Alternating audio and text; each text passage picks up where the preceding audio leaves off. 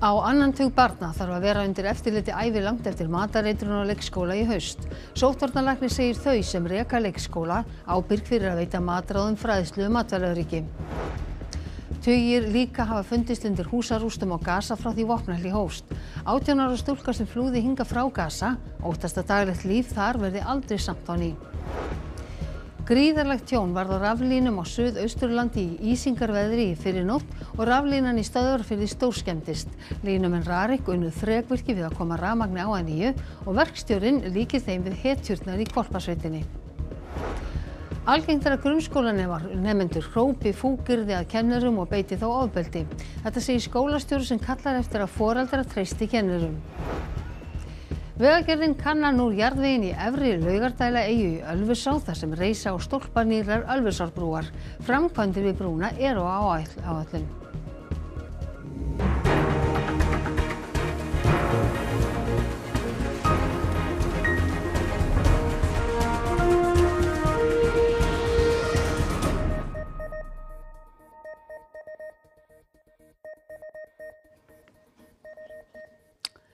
Komiði sæl.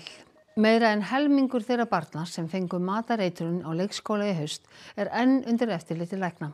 10 til 12 börn þurfa að vera í reglulegri læknisskoðun alla ævi vegna heilsutjóns. Matthildur er ein af 47 börnum sem smituðust af E. coli bakteríinu eftir að hafa borðað hakk á leikskólanum Mánagarði í Reykjavík. Matthildur lá lengi á spítala. Foreldrar hennar furða sig á að leikskólinn hafi ekki hugað að matvælaöryggi. Við trúðum því að hún væri í öruggum höndum. Alltaf, þú veist, ég horfa á leikskóla sem bara svona staðurinn fyrir utan heimilið sem á að vera bara öruggasti staður fyrir börn. Þú sendir barnið þitt frá þér í 8 klukkutíma á dag og býst við því að það sé alveg í öruggum höndum. Matthildur var tíma í lífshættu og nýrun hættu að starfa. Orsök sýkingarinnar er rakin til þess að maturinn var ekki full eldaður og látin standa í nokkra klukkutíma á borði. Matráður leikskólans hafði ekki fengið formlega þjálfun í matvælaöryggi. Það eru lög matvæli hér og þar kveðið á ábyrgð rekstraraðila og stjórnenda matvælafyrirtækja og leikskóli með mötuneyti telst slíkt fyrirtæki þegar maturinn eldaður á staðnum. Og það ábyrgð hjá þeim að starfsfólk matráðar þá fái viðandi þjálfun og fræðslu. Matthildur og 10 börn til viðbótar þurfa að vera undir eftirliti lækna alla ævi.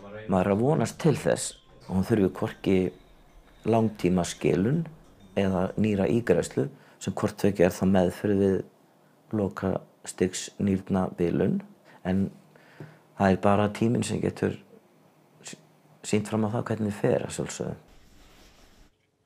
Og það verður fjallað afleiðingar matareitrunarinnar á Mánagarði í Kveik sem hefst klukkan 20:05 í kvöld. Frá því að vopnahlé hófst á Gaza hafa tugir líka fundist undir rústum húsa. Óttast er að mun fleiri séu grafin undir rústunum.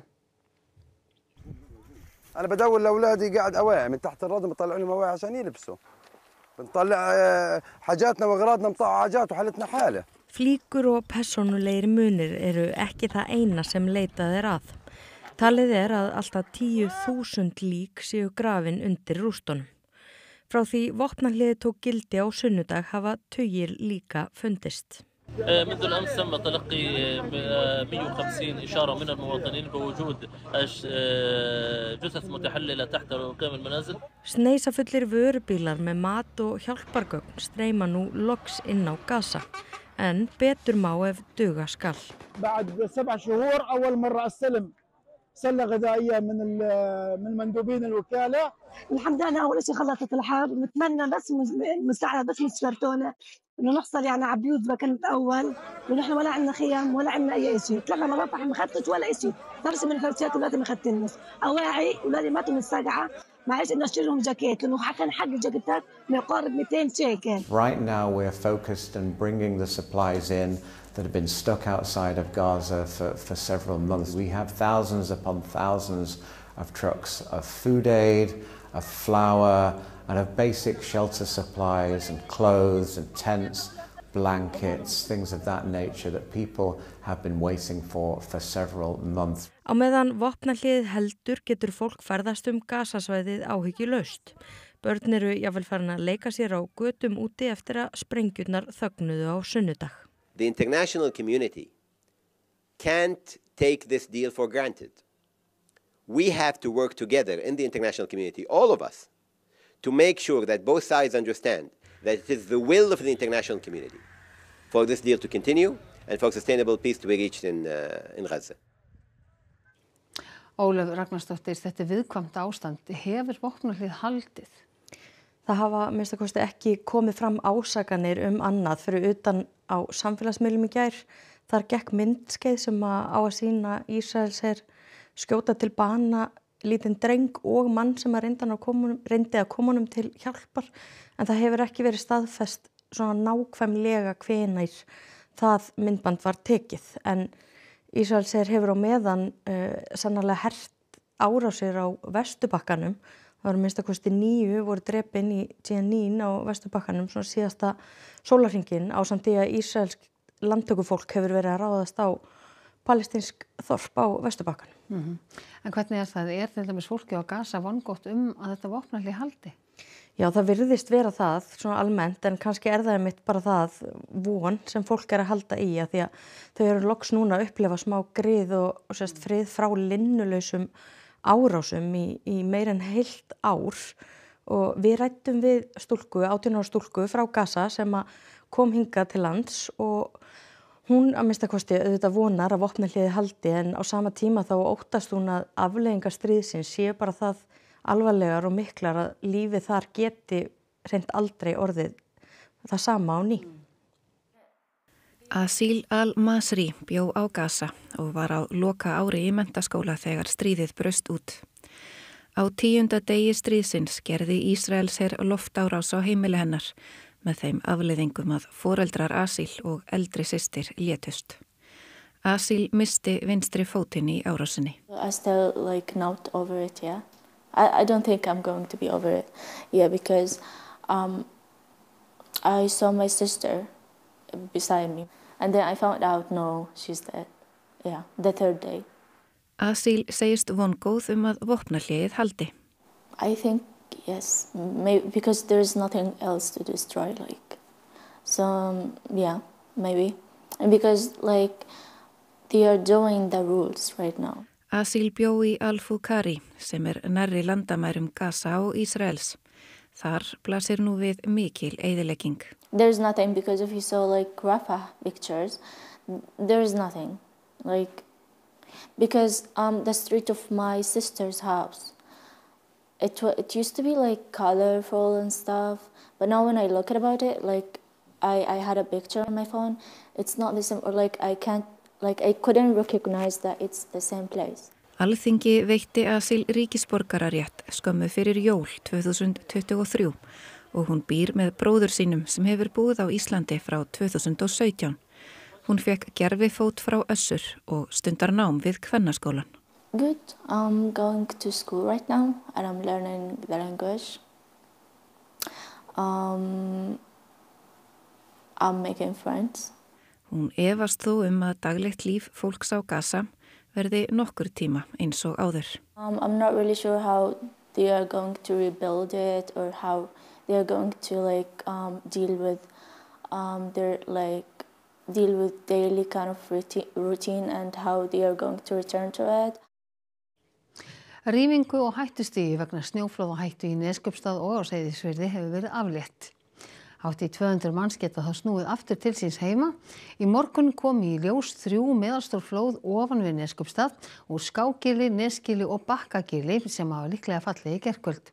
Flóðin ógnuðu ekki byggð en á Seyðisfirði mikið fannfergi. Öll heimili á Austurlandi eru komin með rafmagn en nokkur þó á varaafli. Línumenn Rari keppast við að reisa nýja staura í stað þeirra sem brotnuðu í miklu ísingaveðri á Suðausturlandi helgina. Mestu skemmdirnar urðu á Stöðvarfirði. Innan við þorpið á Stöðvarfirði blasa við afleiðingar af ísingaveðri sem gekk yfir í fyrrinótt. Raflínan kuppaðist niður, bærinn varð rafmagnslaus og einnig sveitabæir víða á suðurhluta Austfjarða. Það var búið að spá okkur frekar vondu veðri en það átti að vera ofar, átti að vera í einhvern 350 metrum. En svo fór strax að hrynja línur í lóninu Svo færðist veðrið norðar og þá fór Álftafjörðurinn og svo fór þetta bara Fjörðurfirði og það kannski helst frá því að segja á Stöðvarfirði þar sem að brotnaði í raun og veru 15 stæður í stofnlínunni inni í þorpið. En það vildi vel til að við höfum lagt jarðstreng bara í seinni part eða í haust sem að við gátum bara tengt þarna 1, 2 og 3 og vorum ekki lengi að koma að ná aftur eftir að við komast á staðinn. Það voru ekki síst einfasa sveitalínur sem söfnuðu ísingu og slitnuðu eða brotnuðu niður. Við hittum á línuflokk sem var að setja upp nýjan staur í sunnanverðum Stöðvarfirði. Línumenn hafa barist í þessari vinnu líka í Fáskrúðsfirði, Berufirði og suður í Lóni austan við Hornafjörð. Línuflokkur Rarik á Austurlandi vinnur að viðgerðum en líka viðgerðarflokkurinn á Hornafirði og svo barst liðsauki frá Þórshöfn, Akureyri og Hvolsvelli. 250 viðskiptavinir voru án rafmagns þegar mest var í gærmorgun en starfsmenn Rarik unnu þrekvirki í Slittuhríðinni í gær við að koma rafmagni á að nýju. Eins og staðan núna þá eru í raun og veru allir komnir með rafmagn annarkvort sem það eru búið að tengja á til bráðabirgða eða varaafli nema þá það er 1 fjarsímasendir og 2 vitar sem ekki eru með rafmagn eins og er. Einhverjir myndu örugglega kalla þetta krefjandi aðstæður, já, en það sem við eigum hjá Rarik er gríðarlega stór hópur af mjög kunnáttu miklu fólki með mikla þekkingu og það er svona kolpasveit í öllum, þeir vilja allir hafa það skítt til að bjarga deginum. Og hvernig gerir þið ráð fyrir að vera búnir að gera við þetta allt saman? Við verðum að vera búnir að þessu fyrir þorrablót. Skiptar skoðanir eru meðal Úkraínumanna hvort nýjum Bandaríkjaforseta takist að koma á friði milli þeirra og rússneskra stjórnvalda. Nýr utanríkisráðherra Bandaríkjanna segir vopnahlé að vera forgangsmál. Marco Rubio, utanríkisráðherra Bandaríkjanna, sagði við fjölmiðla í gærkvöld að ljóst væri að Rússland væri innrásaraðilinn í stríðinu í Úkraínu. Bæði ríki þurfa að gefa eitthvað eftir og það sé í forgangi hjá Donald Trump að hlutast til frið. Well, we're going to try and get it done as quickly as possible. Do you want to push Israel and Saudi? It should have never started. Trump ætlar að hitta Pútín Rússlandsforseta á næstunni og hefur síðustu mánuði lýst því yfir að hann geti bundið enda á stríðið á örskotsstundu. Úkraínumenn eru misvongóðir hvort honum eigi eftir að takast það. Как вы думаете, президент Трамп может остановить войну? Как вы считаете? Очень бы хотелось в это верить. Но? Думаем, нет. Почему нет? Потому что все слишком зашло далеко. И не просто так остановить. Samkvæmt könnunum binda á bilinu 30–40% Українуманна vonir sínar við hann. Важко сказати. Хочеться, звичайно, щось хорошого для України. Я надію, що все-таки буде щось позитивне. Я не думаю, що він скасує всі виплати, все якось віриться в те, що буде все-таки щось хороше. Úkraínuforseti kveðst bjartsýnn á aukið öryggi í Evrópu eftir að Trump tók við embætti. Я бажаю успіху президенту Трампу, всій Америці. Українці готові працювати разом з американцями, щоб досягти миру, справжнього миру. Це шанс, яким потрібно скористатись. Sífellt fleiri grunnskólakennarar sækja námskeið í varnarviðbrögðum til að geta varist ofbeldi nemenda. Þetta segir skólastjóri í grunnskóla sem telur að hluta að vanda íslenska skólakerfisins með rekja til of mikilla afskipta foreldra. Agaleysi í íslenskum skólum. Kennarar þurfa valdi til baka. Þetta fyrirsögn Reynar sem Sigrún Ólöf Ingólfsdóttir, skólastjóri í Hörðuvallaskóla í Kópavogi, skrifar á Vísi í dag. Hún segir að svo mikill tími fari í agastjórnun að sífellt minni tími sé til að kenna. Vantraust foreldra ykkar skólana hafi aukist og það skapi ýmsan vanda. Stærsti hluti foreldra frábær og vinnur vel, en þessi hluti að stækka allhressilega og hefur gert undanfarin ár. Það þarf að setja foreldri mörk og hver á að gera það? Eigum við að gera það? Sigrún segir að nokkuð sem að kennara sæki námskeið að verjast árásum. Ofbeldi nemenda gagnvart starfsfólki skólana sé því miður algengt. Stundum eru alveg ánægð að líður vika. Það alveg þannig og en stundum líður lengri tíma milli, stundum minni. Og þetta bara það sem við erum að glíma við í dag. Við höfum að lenda því að fólk hefur farið í veikindaleyfi og langtíma veikindi eftir að hafa beitt ofbeldi. Þannig að það að kvarnast úr kennarastéttin á hæfi fólki vegna þessa? Já, ég get alveg sagt það. Annað sem Sigrún segir áhyggjefni orðbragð nemenda í garð kennara. Það sem sagt við kennum okkar að þau séu barnaperrar og barnaníðingar og tussa og hóra og eins og í dag það eru bara margir kennarar sem segja það, ef þið hefur ekki lent í því þá það bara ótrúlegt. Í greininni veltir Sigrún upp þeirri spurningu hvort að það séu gagnleg fyrstu viðbrögð hjá foreldrum að hóta kennurum kæru og lögsókn þegar eitthvað bregði út af. Við erum að vinna okkar og sinnum henni gríðarlega vel en við verðum bara svona að biðja foreldra að treysta okkur í starfi. Hver er lausnin? Að foreldra stíði eitt skref tilbaka. Soffía Ámundadóttir hér á undan lýsti skólastjórinn vinnuaðstöðum grunnskólakennara sem verða síður en svo ákjásanlegar. Já, hvað er hægt að gera, spyrjum við? Já, það er margt hægt að gera. Og við þurfum bara að taka ákvörðun fyrsta lagi það sem samfélag, hvernig samfélagi viljum við búa í. Við þurfum að hlúa vel að kennurum og kennarastéttinni og við þurfum að tryggja öryggi þeirra, við þurfum að tryggja kennara í starfi og sveitafélögin og kennsluskrifstofunar þurfa að fara að líta að þetta vanmeti vandamál í skólakerfinu, rannsóknir segja okkur það og þetta hefur verið tabú mjög lengi, það hefur ekki mikið mátt tala þetta, það hefur ekki verið að tala ofbeldi nemenda eða hegðunarvanda heldur missa stjórn á sér og eitthvað svona. Ég er búin að hitta 3000 starfsfólk skóla núna á 1,5 ári, víðs vegar Ísland og þar eru bara nemendur vísvitandi að beita ofbeldi, kennara og samnemendur og þetta er bara alvarlegt vandamál. En hvað gerist ef ekkert verður gert? Þá náttúrulega breytist ekkert og vandamáli verður bara meira. Þannig að við þurfum að taka afstöðu og segja bara skýrt, draga mörkin og setja ramma. Við ráðum, við erum fagfólki í skólum, sveitafélögin þurfa að setja meira fjármagn í þetta. Við erum með frábært úrræði í Reykjavíkurborg sem heitir Brúarskóli, við erum með frábært úrræði á Akureyri sem heitir Hlíðaskóli, en það eru 2 úrræði. Við þurfum, fleiri sveitafélög þurfa að opna úrræði því skólan aðgreiningar hendar ekki alveg öllum og sumir nemendur blómstra betur í litlum einingum. Þannig að við erum að koma til móts við þarfir barnana sem eru að haga sér svona. En svona rétt í lokin, hún sagði í fréttinni hér áðan að foreldrar þyrftu að taka eitt skref tilbaka út úr skólanum. Hvernig gera þau það? Það er rétt. Foreldrar eru lykilbreyta í þessu.